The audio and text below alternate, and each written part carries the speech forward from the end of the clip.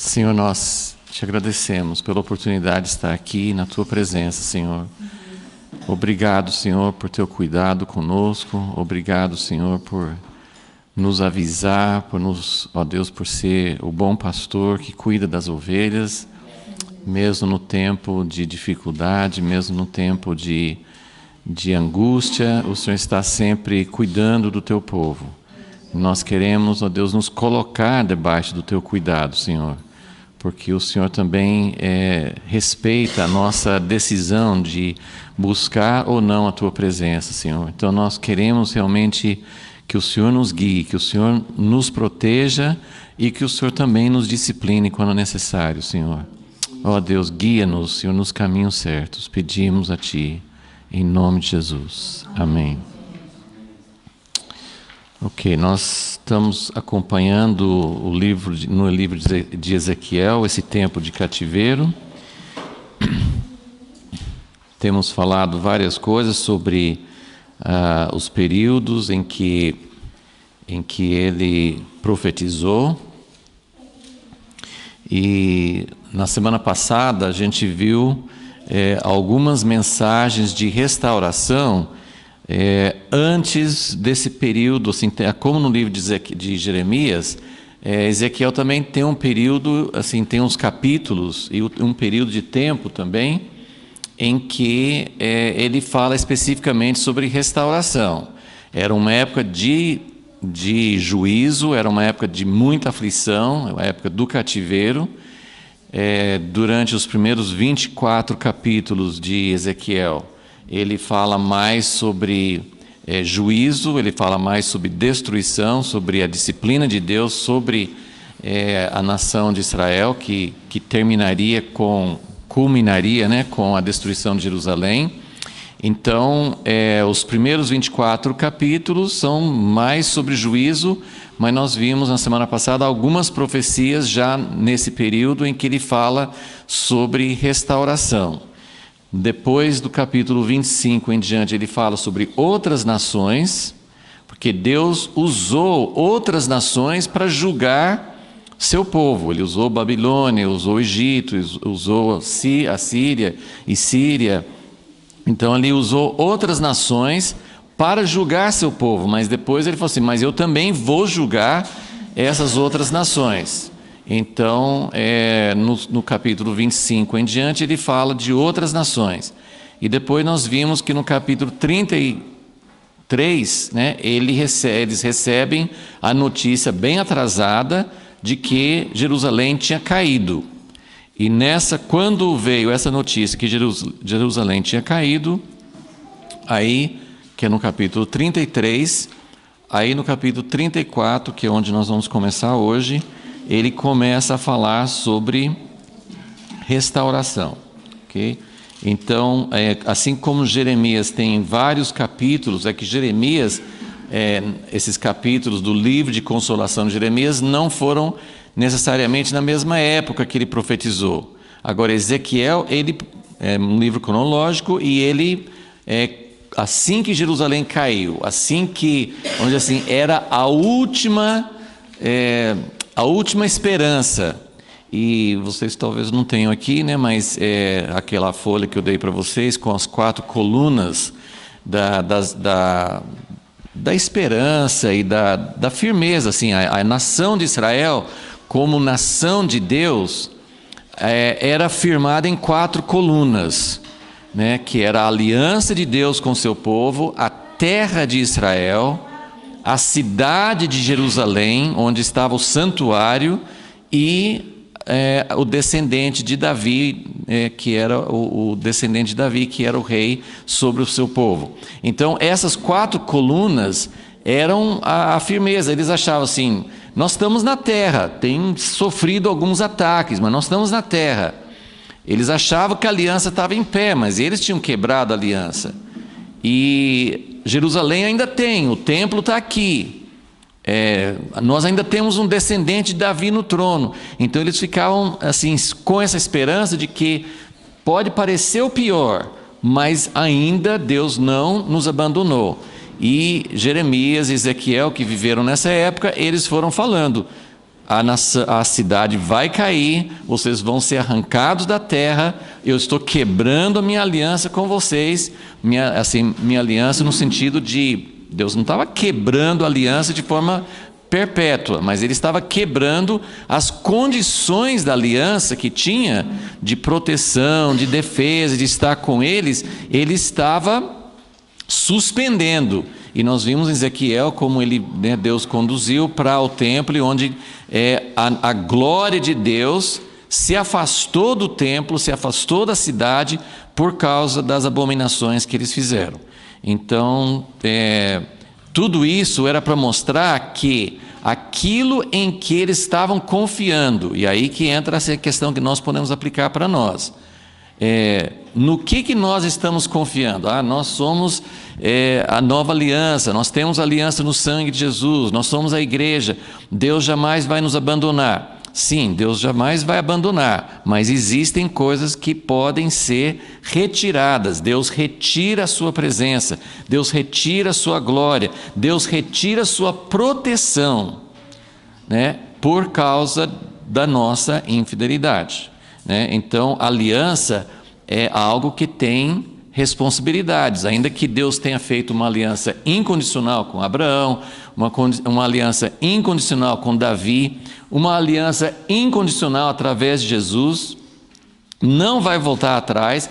Deus vai cumprir a aliança com Abraão, Deus vai cumprir a aliança com Davi, mas pode não ser conosco. Então, existe algo que uma aliança requer uma correspondência, né? O casamento é o exemplo que Deus fez para a gente viver, que existe algo que depende das duas partes, né? Para haver aliança, as duas partes precisam corresponder, precisam cumprir as condições da aliança. Se uma parte não cumpre a aliança, essa aliança, ainda que seja uma aliança com Deus, ela pode ser quebrada. Não no sentido, Deus sempre fala, não no sentido assim de que eu não vou mais ser fiel à minha aliança, eu vou abandonar a descendência de Abraão, ou vou abandonar, não vou mais cumprir a nova aliança em Jesus. Isso não vai acontecer, mas pode acontecer conosco, entenderam? Como João Batista falou, vocês acham que são filhos de Abraão? Deus pode suscitar dessas pedras filhos de Abraão. Deus não tem dificuldade de ter uma descendência de Abraão para ele ser fiel a Abraão. Agora, então pode não ser vocês. Então isso que a gente sempre precisa ver. Então hoje nós começamos no capítulo 34.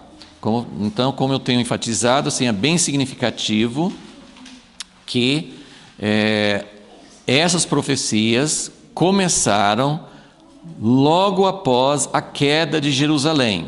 Ou seja, Ezequiel não precisa mais profetizar, Jerusalém vai cair, vocês precisam parar de confiar que Jerusalém não vai cair. Não, Jerusalém já tinha caído, então não tinha mais que falar sobre isso. Agora ele começou a falar sobre a fidelidade de Deus para com as suas promessas, para com o seu povo. Ok? Então, do capítulo 34 de Ezequiel até o final do livro, ele só vai falar de restauração. Só restauração. Então, vamos começar. Ezequiel 34, versículo 1. Veio a minha palavra do Senhor. Filho do homem, profetiza contra os pastores de Israel. Profetiza e dize aos pastores: assim diz o Senhor Deus, ai dos pastores de Israel que se apacentam a si mesmos. Então você falou assim, mas você não falou que ele vai falar sobre restauração? Ele já começa falando, mas calma que vocês vão ver o contexto. Ele está falando contra os pastores.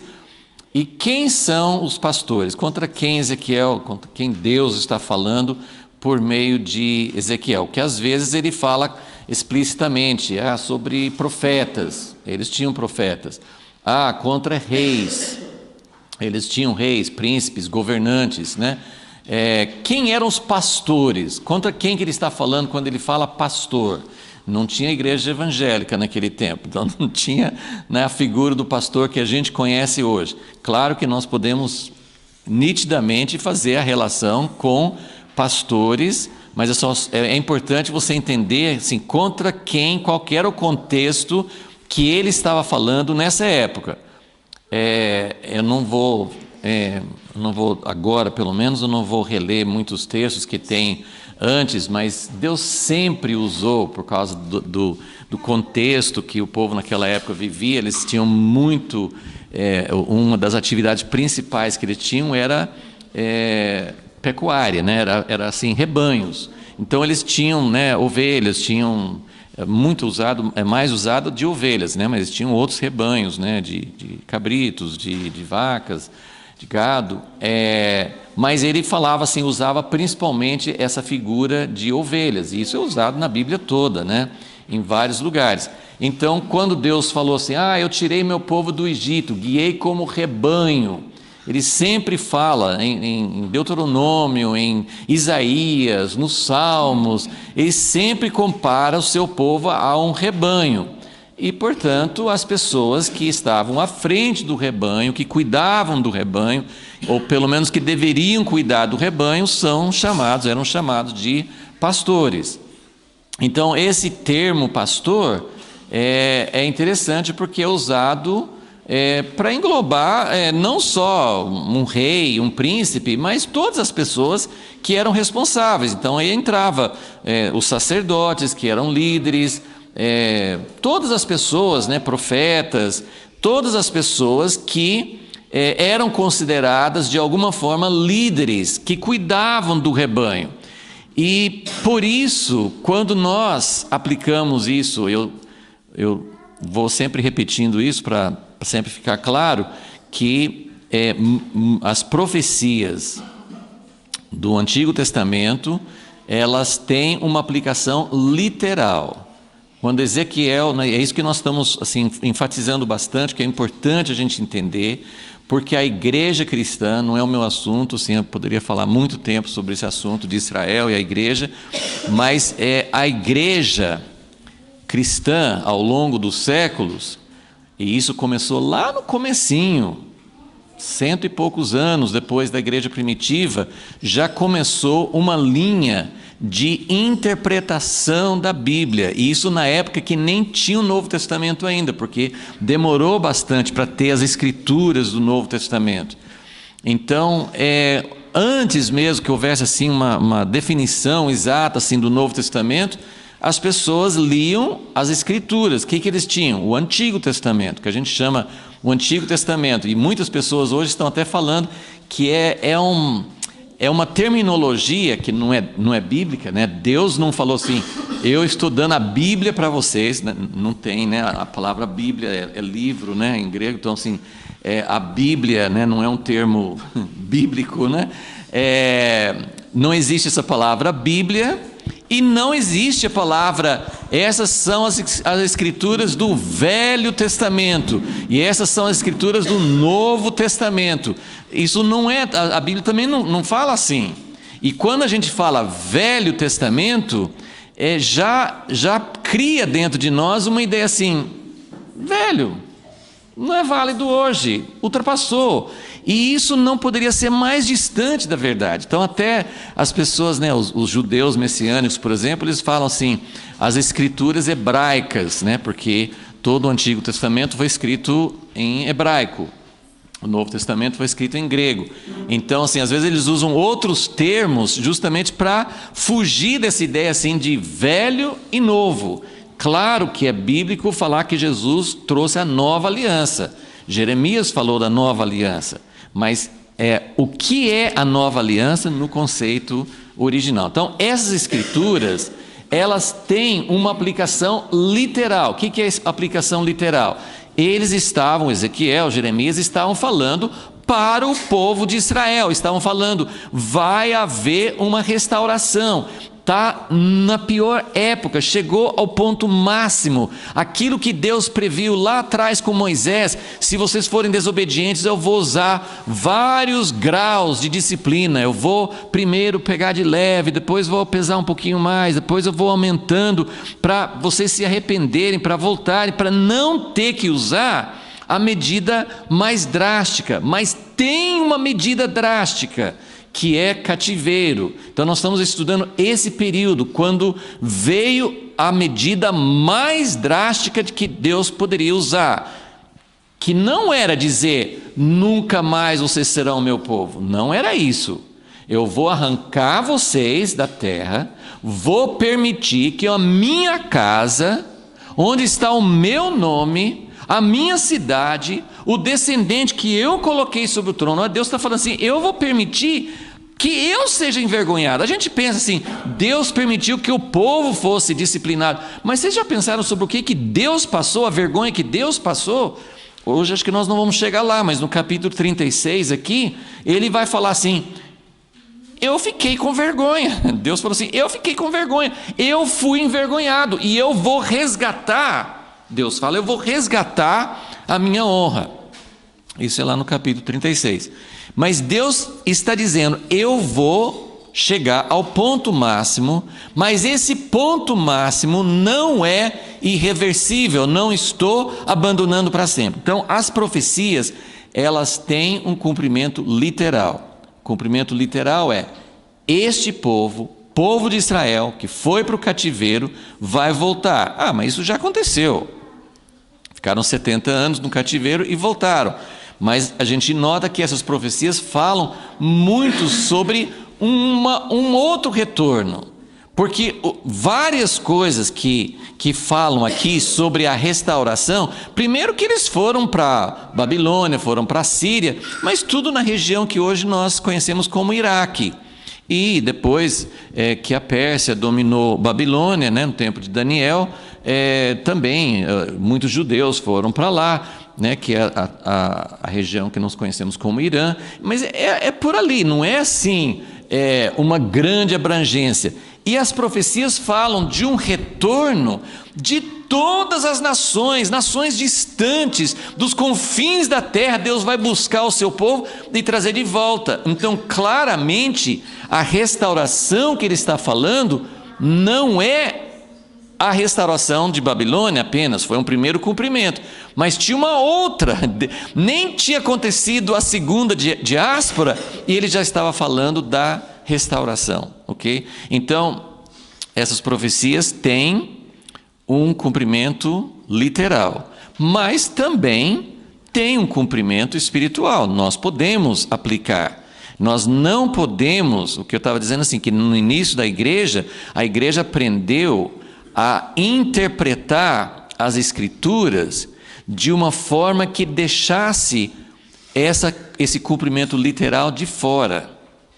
O cara mais conhecido, assim, chamado um dos pais da igreja, Orígenes, ele foi muito forte nisso. Agostinho, que é muito conhecido também, eles tinham essa ideia assim, de que as coisas das Escrituras devem ser interpretadas não literalmente. O povo de Israel não vai voltar para a terra. Deus não quer mais terra de Israel. Deus não quer mais Jerusalém. Deus não quer mais um descendente físico de Davi. Então aprenderam a interpretar as Escrituras, e isso foi passando para a igreja.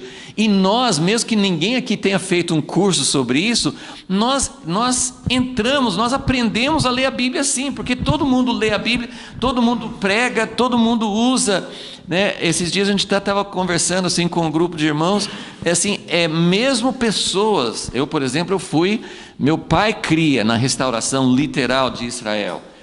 Então, mas mesmo a gente tendo essa ideia, a gente lia assim, Jeremias 31, a nova aliança, e tudo que falava em volta, no contexto, sobre restauração de Israel, a gente deixava de lado. O que interessa para nós é a nova aliança.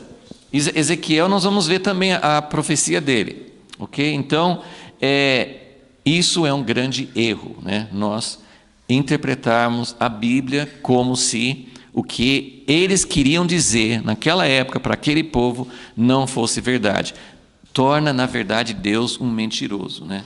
Fala assim, eu estou prometendo, né, como, sei lá, pai e mãe promete uma coisa para a criança, né, se vocês forem, né, obedientes, se vocês se comportarem direitinho, eu vou dar um docinho para vocês. Aí depois chega a hora do docinho, assim, não, esse docinho na verdade não significa docinho, esse docinho significa que eu vou sorrir para vocês, que eu vou abraçar vocês. O que a criança vai pensar, né? Assim, o que meu pai ou minha mãe fala não é verdade, né? Porque aquilo que você fala, não, hoje a gente tem outro entendimento, mas espera aí, Ezequiel e Jeremias, os profetas, eles profetizavam, e o povo que entendia naquela época, que ouvia, entendia, era uma linguagem clara para eles. Então, nós podemos dizer, não, Deus está cumprindo para nós de outro jeito. A terra prometida não é Israel, a gente vai embora para o céu, lá que é Israel, né? Para o povo, se isso é verdade, para o povo naquela época, Deus estava mentindo. Porque Deus sabia o que eles estavam entendendo. E Deus falou numa linguagem que eles podiam entender. E se Deus falou assim, eu estou dizendo isso, mas aí depois fala assim, brincadeira, não estava querendo dizer isso. Como é que Deus fica nessa história? Ok, mas vamos lá. Então, os pastores, voltando, quem são os pastores de hoje? Quem são os pastores? Tem uma aplicação literal, mas tem também uma aplicação para a nossa vida, claro que tem. Então, quem são os pastores de hoje? O cara que está à frente de uma igreja? Sim, mas não só ele. Pai e mãe não são pastores do seu rebanho, dos seus filhos? Pessoas que são responsáveis por um grupinho de oração, por um grupinho de comunhão, não são pastores? São. Por isso que ele usou um termo abrangente. Ele usou um termo que pode significar qualquer pessoa que cuida de ovelhas, que cuida de pessoas que precisam de alimentação, que precisam de proteção. As ovelhas são indefesas. As ovelhas, né, muitas pessoas já fizeram esse estudo, não vou entrar nisso, sim, mas por que Deus escolheu ovelha? Por que Ele não escolheu cabrito, né? Porque o cabrito, a cabra, o bode, né, assim, eles são animais independentes, eles não precisam de ninguém, eles se viram, né? E ovelha precisa de cuidado, e ovelha não se vira. Você espalha as ovelhas, elas não sabem o que fazer. Elas caem no precipício, elas não têm noção, elas são bobinhas, igual a gente, né? Nós somos bobinhos, né? A gente não sabe, a gente acha que sabe, mas não sabe. A gente tem cabeça, como é que eu posso falar? A gente tem uma certa... um instinto de cabrito, mas nós somos ovelhas, né? A gente acha que é cabrito, mas a gente não é, porque a gente não consegue se virar, né? Então, nós precisamos de cuidado. Então, nós temos um capítulo, tem outros capítulos que falam sobre isso, mas tem vários capítulos nos profetas que falam de falsos profetas, falam de líderes, tem vários capítulos que falam sobre isso. Mas esse é o capítulo mais forte que fala sobre pastores. Pastores. Então, é um capítulo abrangente e é um capítulo que Deus fala duro, né? O Novo Testamento fala, né, de sim, cuidado, nós somos responsáveis, mas ele assim, Paulo, por exemplo, fala assim, não queira ser mestre, você vai ser mais responsável, não queira ser dono, não queira ser sábio demais aos seus próprios olhos, né? Mas é claro que Deus quer que nós tenhamos coração de pai e mãe, que nós tenhamos coração de pastor. Então a principal coisa que ele fala já no versículo 2, ai dos pastores de Israel que se apacentam a si mesmos.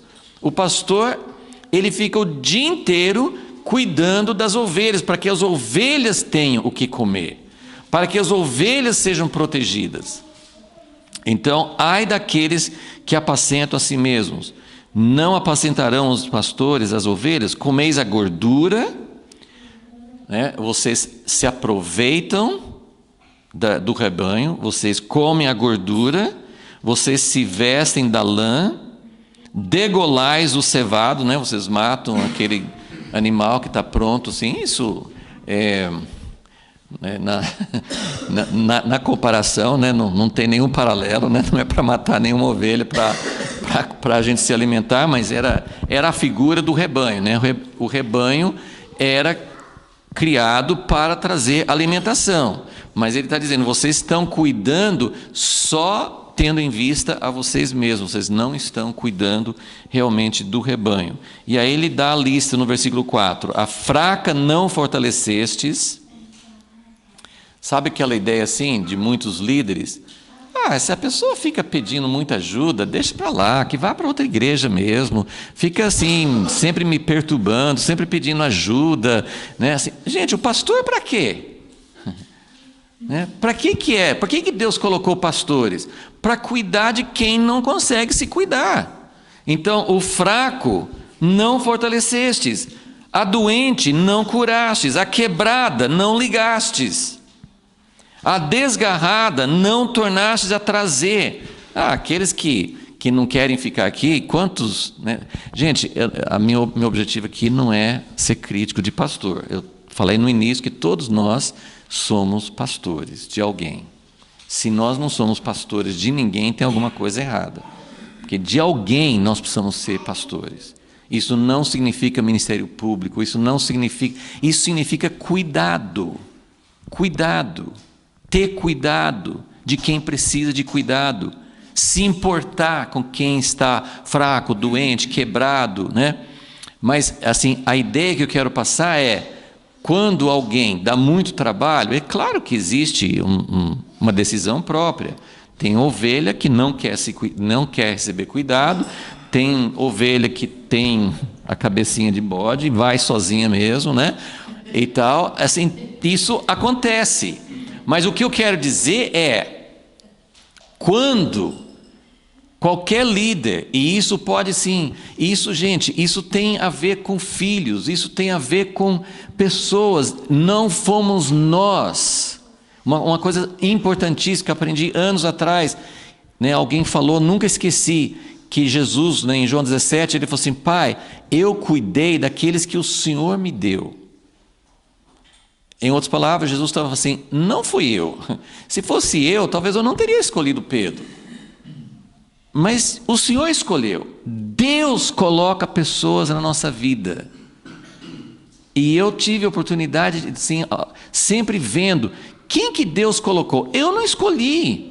Não é questão assim da gente ir, sabe aquele negócio que na escola vai fazer 2 times de futebol, sei lá, de qualquer esporte, assim, aí fica um monte, escolhe 2 capitães, né, um de cada lado, e ele vai escolhendo sempre os melhores primeiro, né, eu quero no meu time o cara que joga bem, né, vai escolhendo, e os que ficam por último ficam assim, murchinhos, né, assim, ninguém me quis, né, aí no último assim, bom, né, não ficou para ninguém, vem para o meu time, né. Com Deus não é assim, não é você que escolhe. Não é você que sai, quem são minhas ovelhas? Quem que Deus colocou aos seus cuidados? Gente, isso é impressionante. Tem gente que Deus colocou, que Deus encostou na gente por várias circunstâncias, e não é você que escolheu, mas você pode escolher não cuidar. Isso você pode. E por isso que ele está falando, você precisa cuidar daqueles que Deus te deu. Tem pessoas que olham para você, tem pessoas que sentem, né, que encostam em você.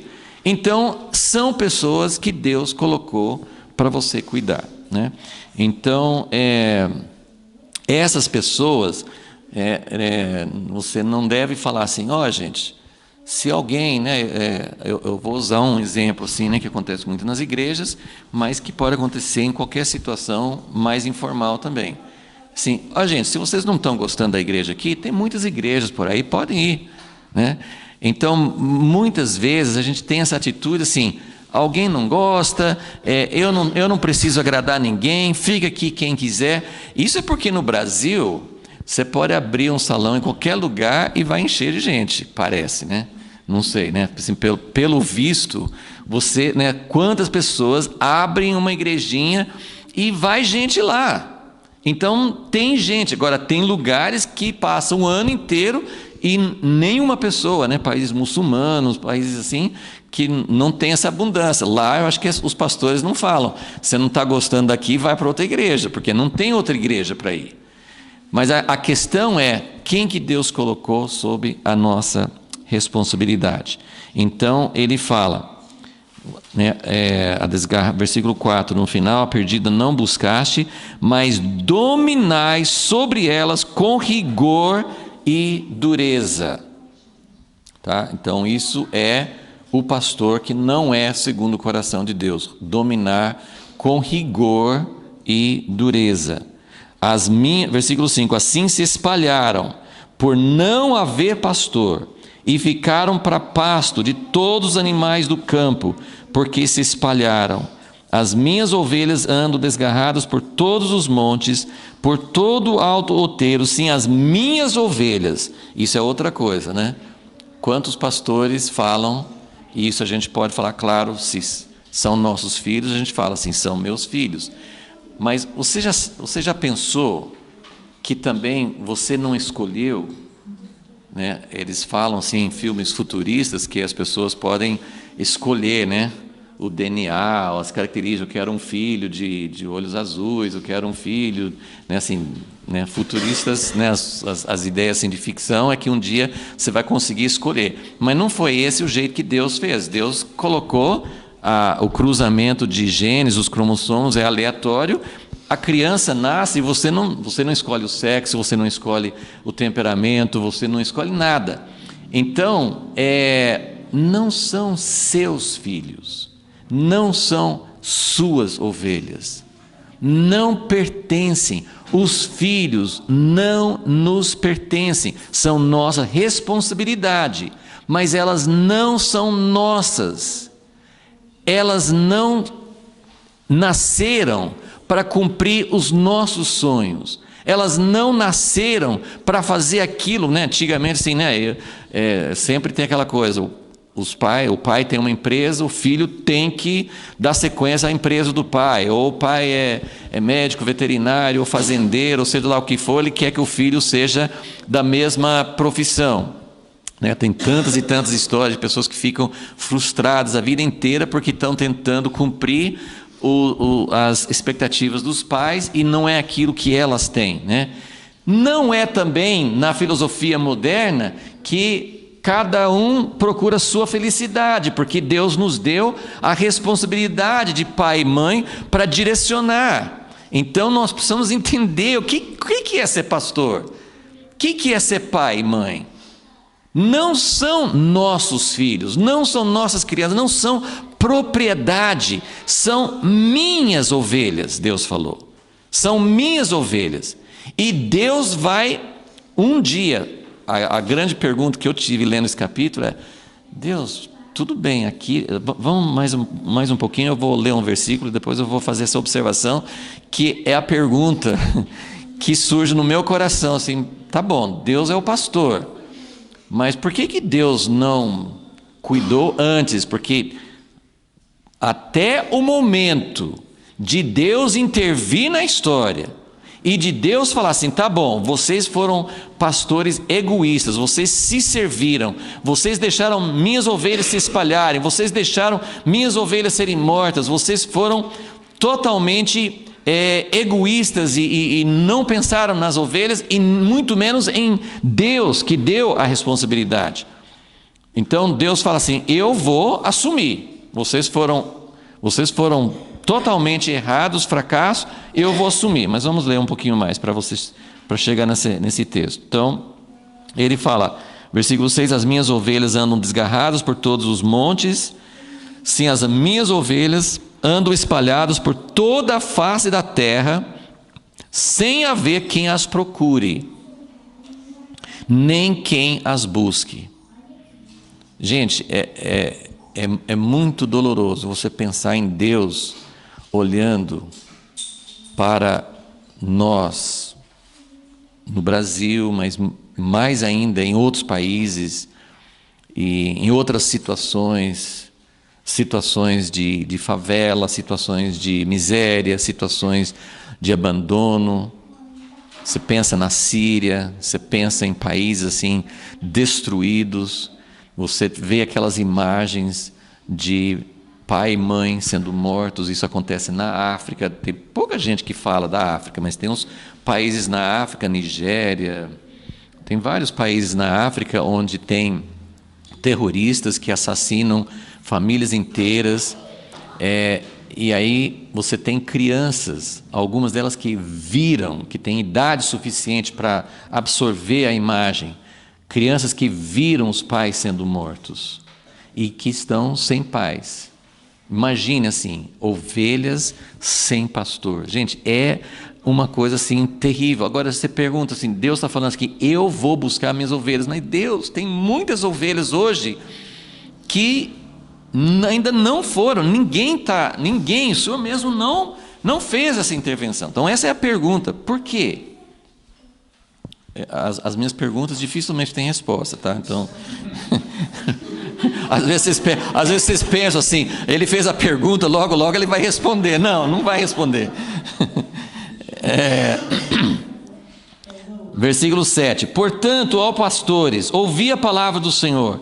Tão certo como eu vivo, diz o Senhor Deus, visto que as minhas ovelhas foram entregues à rapina, as minhas ovelhas vieram a servir de pasto, em vez de levar as ovelhas para pastar, né, elas foram alimento para outros, né? Vieram a servir de pasto a todos os animais do campo, por falta de pastor.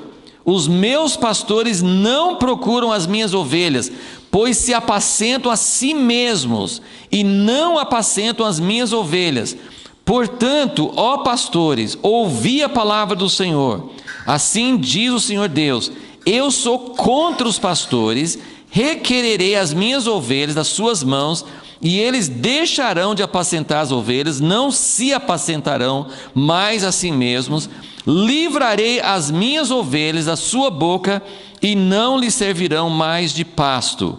E aí o versículo 11, pois assim diz o Senhor Deus, eu mesmo procurarei as minhas ovelhas e as buscarei, como pastor busca o seu rebanho. Então aqui é que começa assim a mensagem de restauração. Então, nessa primeira parte da mensagem de restauração de Ezequiel, ele começa na verdade falando dos maus pastores, que são até a razão do povo ser disperso, né?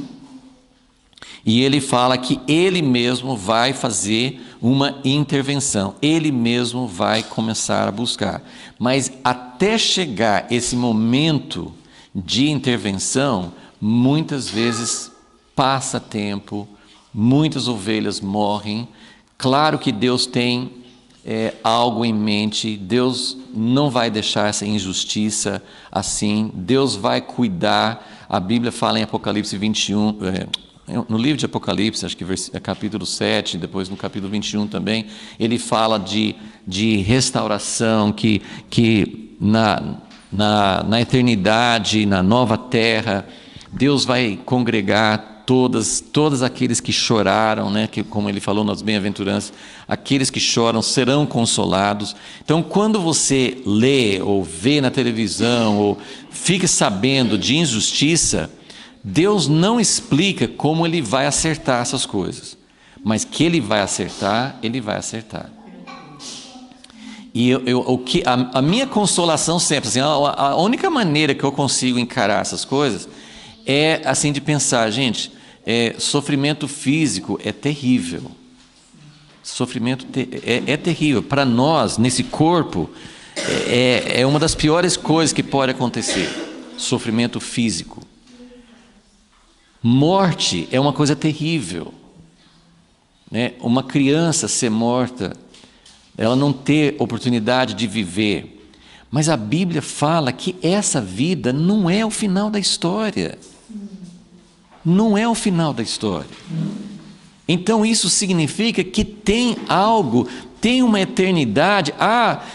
Aí você vai falar assim, não, mas muitas pessoas e crianças e pessoas indefesas, e, né, não são só crianças, tem homens, mulheres, adolescentes, e tem de toda a idade, pessoas indefesas, pessoas inocentes que estão morrendo. Inocentes não, todos pecaram, desde crianças, a criança já começa a pecar. Então nós temos aquela ideia assim, não, todas as pessoas, desculpa, eu vou falar uma coisa meio forte aqui, assim, mas sem... eu não estou colocando isso aqui como dogma, estou colocando aqui como pensamento. A Bíblia não fala o que vai acontecer com todas essas pessoas. A nossa grande pergunta nessa época da igreja, que a gente tem essa ideia assim, salvação. Antigamente salvação era a libertação dos inimigos, salvação de opressores. Hoje tudo que nós lemos sobre salvação no Antigo Testamento e no Novo, nós pensamos em salvação como garantia que vamos para o céu. É isso que nós pensamos. E nós queremos saber o que aconteceu com Sansão, o que aconteceu com Salomão, o que aconteceu com Saul. Foi para o céu, não foi para o céu? O que aconteceu com eles? A Bíblia não fala. Então eu não posso falar. Eu não posso falar. Deus vai julgar. Mas muito mais difícil que esse que eu citei, são milhões e milhões de pessoas que não faziam parte da nação de Israel naquela época, ou milhões e milhões de pessoas, hoje são bilhões, né, de pessoas que nunca ouviram o Evangelho. É responsabilidade nossa, nós devíamos estar anunciando, a igreja devia estar levando o Evangelho para essas pessoas, mas a pergunta permanece: o que será feito? O que vai acontecer com essas pessoas que morreram? Eu só sei que Deus vai fazer justiça, e que a morte não é o final da história. Deus vai julgar cada um de acordo com a luz que tinha. Mas Deus não vai fazer injustiça, Deus não vai mandar para o inferno alguém que nunca soube, que nunca tinha uma oportunidade. Eu não sei, eu estou falando heresia aqui, mas eu creio que Deus não vai fazer injustiça com ninguém. Ele vai julgar todos retamente. E Ele achou por bem não falar para mim e para você o que Ele vai fazer e como. Então tá bom, Deus. Por isso que eu falo assim, eu faço perguntas, você pode fazer. É lícito, deve fazer perguntas. Algumas perguntas têm respostas. Os homens de Deus no passado, como Daniel, homens que, Deus, o que será feito? O que vai acontecer? Nós estamos em Babilônia, o Senhor falou, o que vai acontecer? Daniel foi um homem que fez perguntas, e teve uma hora que Deus falou com ele, o anjo falou com ele: Daniel, eu não tenho condições de falar tudo com você. Escreva o que eu falei, fecha, um dia vai saber. Então, tem a pergunta, por isso que eu falo assim, falo brincando, tem muitas perguntas que não tem resposta, porque tem muitas perguntas que Deus não vai responder, mas é bom fazer pergunta. Só não tente forçar uma resposta, porque as pessoas fazem teologias forçando respostas, forçando os textos bíblicos para falar o que você pensa sobre salvação, sendo que a Bíblia não fala muita coisa. A única coisa que eu sei, que como Abraão falou com Deus, ele falou assim, Deus falou com ele assim: eu vou destruir Sodoma, eu vou destruir. Chegou num nível que não dá para tolerar mais. E o que Abraão falou? Qual que foi o argumento de Abraão? O Senhor vai destruir justos com injustos? No final das contas, porque Abraão estava pensando em Ló, era uma pessoa que ele conhecia, o sobrinho dele estava lá, mas ele estava perguntando sobre, podia ter outros justos lá, podia ter 50, podia ter 40, podia ter 30. Deus podia deixar de destruir Sodoma, mas muitas vezes Ele não deixa de destruir. Nós vemos assim que da família de Ló, a própria esposa de Ló ficou em dúvida, olhou para trás, aquela coisa. Outros membros da família de Ló não quiseram sair de Sodoma, mas no final das contas Deus pode mandar juízo. E isso tem o texto de Jesus, que falou sobre a torre que caiu sobre 18. Assim, você acha que eles são piores do que vocês? Não são piores. O que isso significa? O juízo que cai, as duas torres, em 2001, morreram não sei quantas pessoas, todas aquelas pessoas, né? Aí você tem casos muito mais fortes, né? Tem o terremoto do Haiti que matou, eu não sei os números, centenas de milhares, né? Não sei se é 100 mil, 200 mil pessoas, né? No Haiti. Teve gente que fala assim, Deus julgou por causa da magia negra, de voodoo, não sei o que lá, espiritismo. Não, muita gente que morreu lá não era disso. E tem gente que é criado nessas linhas que não sabe de nada, não tem conhecimento. Então, a morte não significa o fim da história. Tá? Eu sei que eu estou falando umas coisas meio perigosas assim. A única coisa assim, que nós temos que fazer eu estou simplesmente falando que Deus é um Deus justo e que Ele não vai julgar injustamente. Eu não estou dizendo porque Deus não falou, com base no que Ele vai julgar. Na segunda ressurreição, Ele abre os livros da vida. Ele abre os livros da vida, né? Então ele vai achar todo mundo que está escrito lá. Bom, vamos voltar aqui. Então, a minha pergunta sobre isso aqui tem um momento em que Deus falou que vai intervir, mas esse momento tem demorado. Demorou naquela época e está demorando hoje.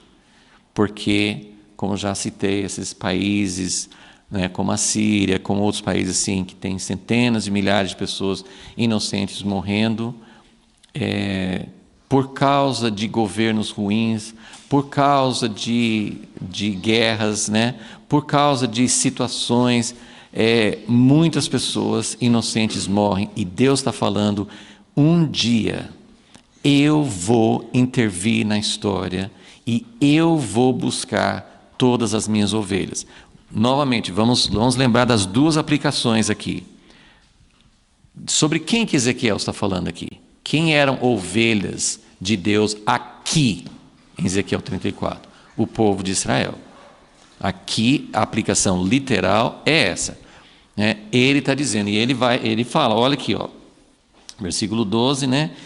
Com o pastor busca o seu rebanho, no dia em que está no meio das suas ovelhas dispersas, assim buscarei as minhas ovelhas, livrá-las-ei de todos os lugares para onde foram espalhadas, no dia de nuvens e escuridão. Então, tem o dia de nuvens e escuridão, tem o dia em que o povo é espalhado.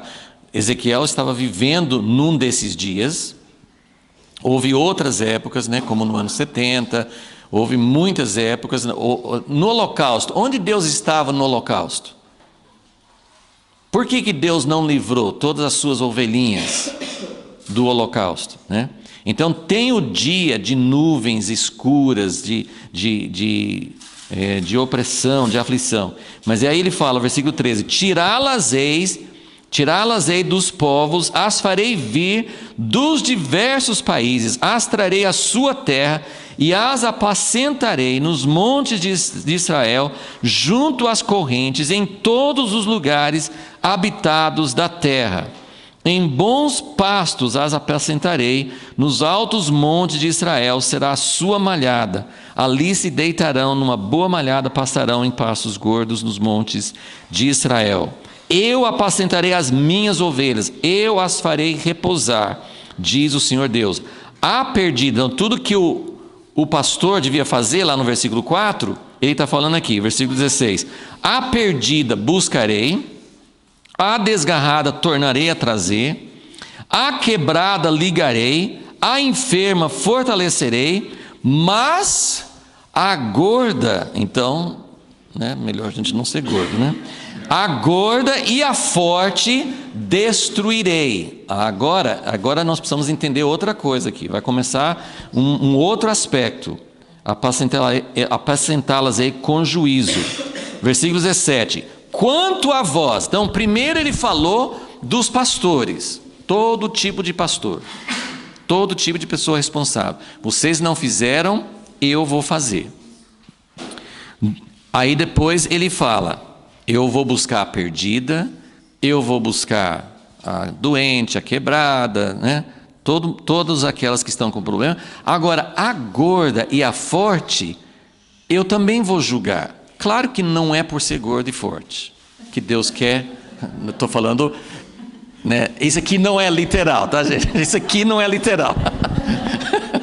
Por favor. Mas o que ele está dizendo aqui? Por que tem uma ovelha gorda e forte? Ele vai explicar aqui.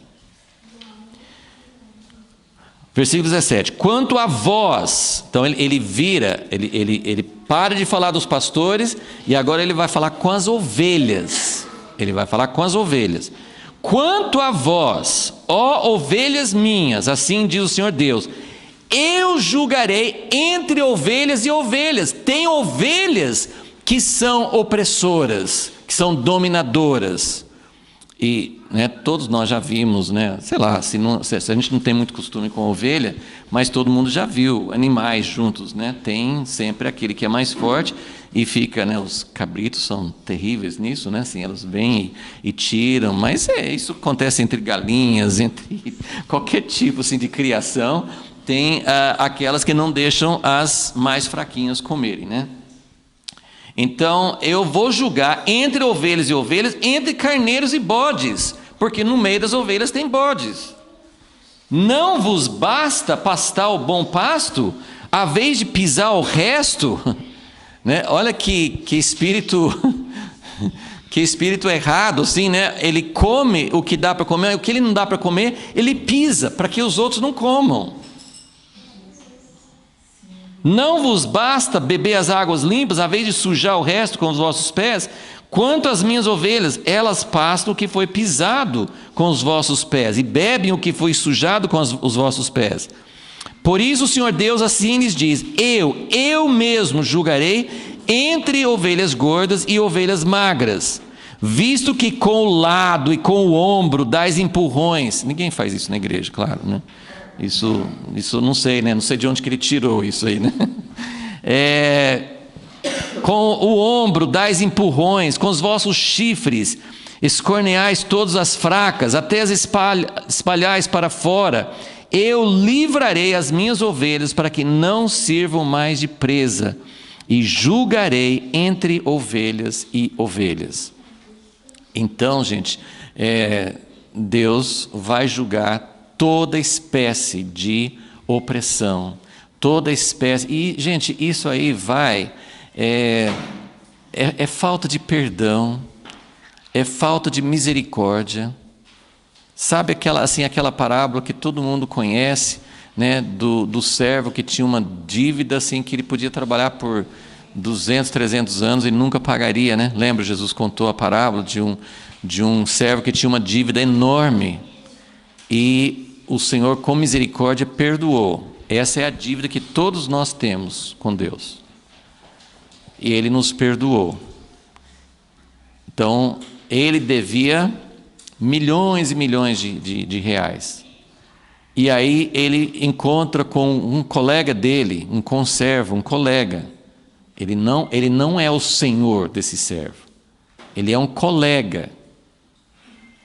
Isso que está falando sobre ovelha e ovelha é aquilo que nós fazemos com pessoas semelhantes a nós, da igreja ou não da igreja, que é a falta da misericórdia que nós recebemos, a gente não usa com os outros. Então, a pessoa nos deve R$50. A gente foi perdoado de uma dívida de 300 milhões. E tem alguém que nos deve R$50. E pega pelo pescoço e fala assim, se você não me pagar... Como que a gente faz isso hoje? A gente faz sendo intolerante. Pessoas que têm defeitos, erros, traços de personalidade, falhas de caráter, a gente não perdoa, a gente não tolera. A gente fala, essa pessoa não é séria com Deus, essa pessoa não quer servir a Deus. Como assim? Se você foi perdoado de uma coisa muito, muito mais séria, e a gente não perdoa a pessoa que está do lado. Então ele está falando assim, isso é ser uma ovelha intolerante, não quer convidar a outra assim, não, vem, coma junto comigo, Então ele fala sobre isso. Eu livrarei as minhas ovelhas para que não sirvam mais de presa, e julgarei entre ovelhas e ovelhas. Ok? Então, até agora, o que nós já vimos nesse capítulo? Está no seu esboço.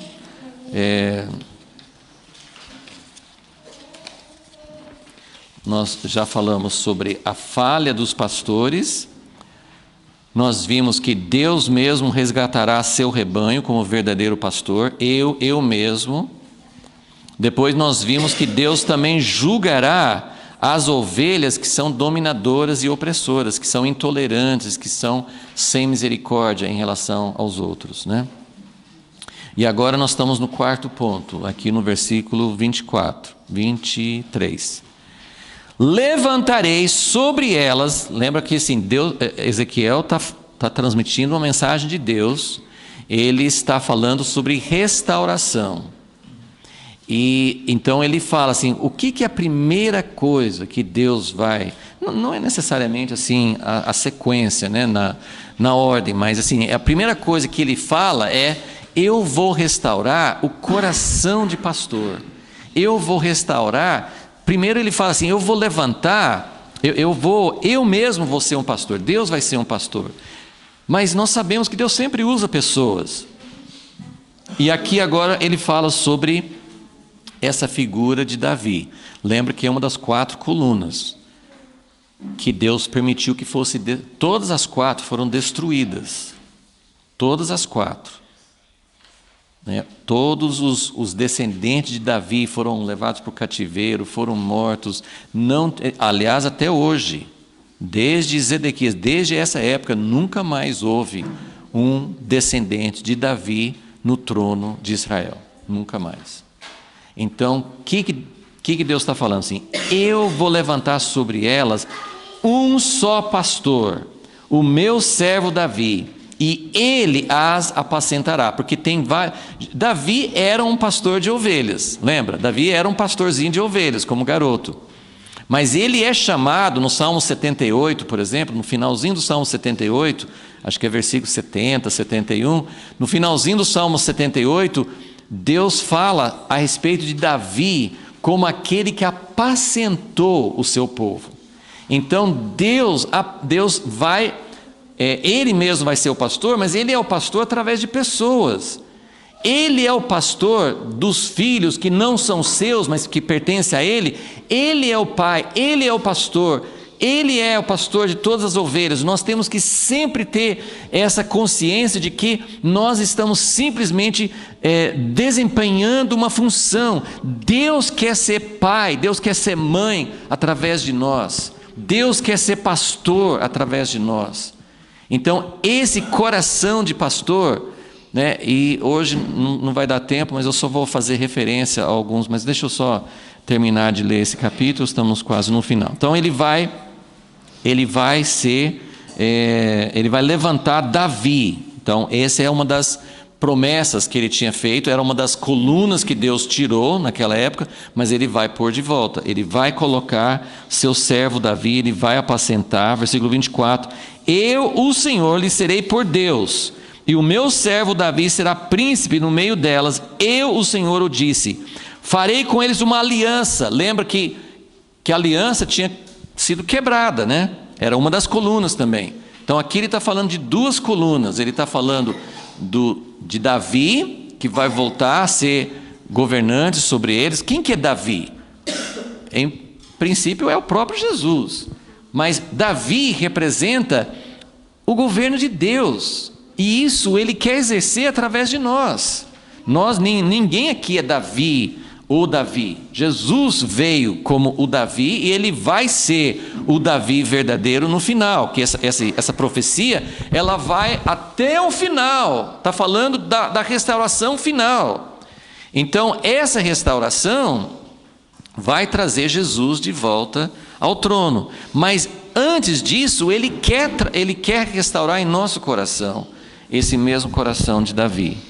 E aí ele vai restaurar a aliança, versículo 25, farei com elas uma aliança de paz, acabarei com os animais da terra, para que habitem no deserto seguramente, durmam nos bosques, a elas, aos lugares ao redor do meu outeiro, eu porei por bênção, farei descer a chuva a seu tempo. E aí Eu nem vou ler o restante aqui, porque nós estamos com pouco tempo, mas assim, ele vai falando sobre restauração da terra. Depois nós vamos falar mais sobre esses outros aspectos, mas ele vai trazer prosperidade, a terra vai produzir tudo que o que faz com que a gente viva. Logicamente, assim, nós não estamos isolados, nós vivemos dentro de um país e nesse país tem muita gente que não serve a Deus, mas o que traz falta de segurança econômica? O que traz falta de sustento? O que traz falta de cuidado pastoral? O que traz todas essas coisas? É quando nós não vivemos dentro da aliança que Deus fez. Porque a aliança de Deus é: eu serei o seu Deus e vocês serão o meu povo. Se eu faço parte do povo, que é o povo de Deus, e Deus é o nosso Deus, não vai faltar nada. É Salmo 23. O Senhor é o meu pastor e nada me faltará. Ele é o pastor. Então, respondendo, mas não respondendo a minha pergunta, né? Por que demora tanto? Nós entendemos aqui que tem uma responsabilidade muito grande sobre líderes. Então nós podemos falar assim: os líderes não foram fiéis, muitos pastores, muitos líderes, muitos dirigentes não foram fiéis. Mas sabe o que Deus fala sobre líderes errados? Sabe o que Deus fala? Ele fala que Ele coloca líderes maus. A gente já estudou isso em outras aulas. Ele coloca um governo, ele coloca liderança de uma igreja, ele permite que haja líderes irresponsáveis, líderes que não são do coração de Deus, quando o povo não busca Deus. Então não é só... a gente está nessa encrenca porque o líder foi ruim. Não, nós estamos nessa encrenca porque nós não buscamos a Deus. Porque a partir do momento que nós falamos assim: Deus, eu dependo do Senhor, é uma atitude que envolve quebrantamento, humildade, arrependimento. É tudo o contrário daquilo que nós somos os certos, nós somos os justos, a igreja que é certa. E aí vem, na outra aula eu vou falar sobre essa atitude assim, de quem está ganhando, né? Quem está ganhando, isso vai no esporte, vai na política, vai na igreja, vai em todo sentido, assim, quem está por cima despreza e fala mal. E isso hoje, né, as pessoas que antes não tinham, antigamente as pessoas pensavam. Hoje tem rede social, então hoje você não precisa só pensar. Hoje você pode publicar lá, né? É ódio, é desprezo, né? É menosprezo, é assim, tudo que é assim de uma atitude ruim. Mas são pessoas desprezíveis. Tá, peraí, quem é você? De onde você veio? Porque a atitude que Deus está falando quando o povo é infiel. Eu vou adiantar um pouquinho, mas na próxima aula a gente vai falar sobre o capítulo 35. O capítulo 35 é um capítulo que Deus está falando contra Edom. Mas você não falou que Deus só vai falar de restauração? Sim, porque essa restauração que Deus fala, essa profecia contra Edom, é uma restauração. É uma restauração do quê? De que aqueles que estavam por cima, aqueles que estão aproveitando quando os outros estão por baixo, Deus vai inverter. E Ele faz isso o tempo inteiro. O tempo inteiro. Você está sendo infiel? Tá, eu vou usar, vamos chamar de A e B. Então, A está sendo infiel. Então, Deus fala assim: B, pode invadir, pode tomar conta, pode oprimir. Como assim? Pode oprimir? Deus permite.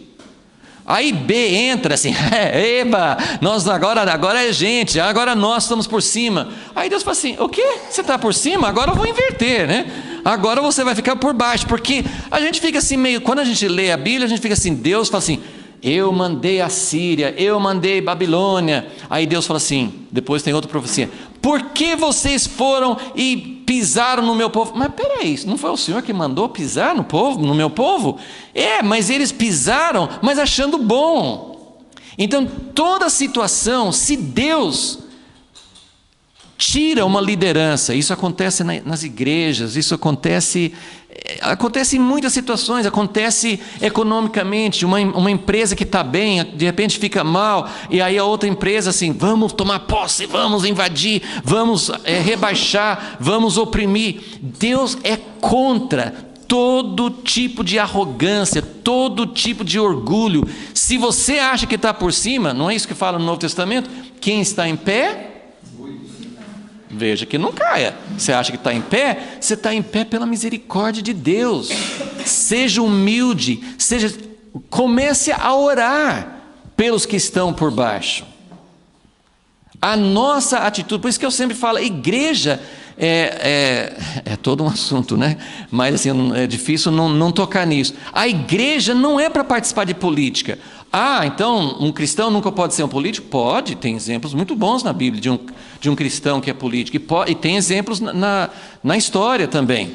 O que é a igreja não participar de política? A igreja não pode... A igreja não pode ser conivente, não é a palavra que eu quero, mas a igreja não pode participar desse espírito de agora nós estamos por cima e eu quero acabar, eu quero execrar tudo que o outro governo fez, o outro partido fez, sendo que tem coisas boas dos dois lados. A igreja, ela não é feita para ter esse espírito partidário.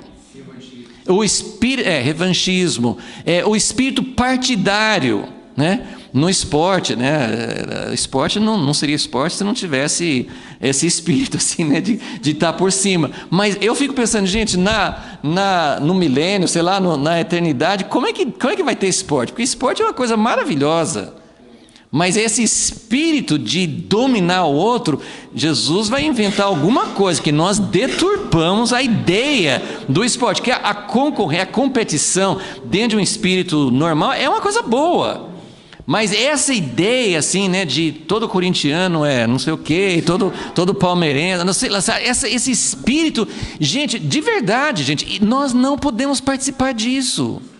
Porque é isso que gera violência nos estádios, na cidade, isso gera morte. A igreja não faz parte disso.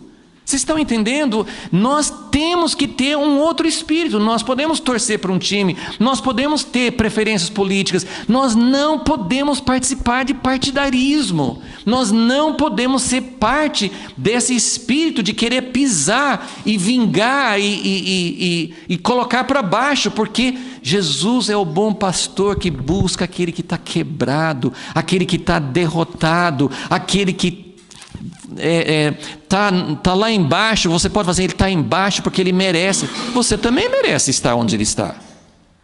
Você também merece estar por baixo. Ok? Então, vamos continuar depois, mas tem muita coisa ainda para falar sobre esse espírito, sim, né? E depois nós vamos continuar assim, vendo um pouquinho sobre Jesus. É muito provável, pode ter outros textos, mas eu não me lembro de nenhum, quando Jesus em João 10, ele fala do bom pastor, com certeza ele estava pensando nesse capítulo de Ezequiel, né? Então, nós possamos realmente ter essa revelação. Senhor, nós colocamos diante de Ti as nossas vidas, Senhor. Ó Deus, primeiro, ó Deus, que nós possamos ter o coração de pastor, o Teu coração de pastor, porque um dia o Senhor vai fazer uma intervenção e vai buscar todas as Tuas ovelhas. E por isso, Senhor, nós temos esperança por essas ovelhas perdidas, como o Senhor falou também no Evangelho de João, que o Senhor tinha que buscar ovelhas de outros apriscos. O Senhor tem um coração por todas essas ovelhas que estão afastadas, espalhadas, perdidas, sem ninguém para cuidar. Ó Deus, nós queremos ter o Teu coração e pedimos, ó Deus, que o Senhor nos dê um coração de pai, um coração de mãe, um coração de pastor, um coração de ovelha que recebeu misericórdia e que precisa ter misericórdia das outras, Senhor. porque é isso que vai trazer restauração, é isso que vai abrir o caminho para que realmente haja o teu reinado na terra, quando nós começarmos a viver como um rebanho debaixo de um pastor, Senhor. Que o Senhor faça isso, que o nosso coração possa realmente gemer e ansiar por isso. Pedimos em nome de Jesus. Amém. Amém.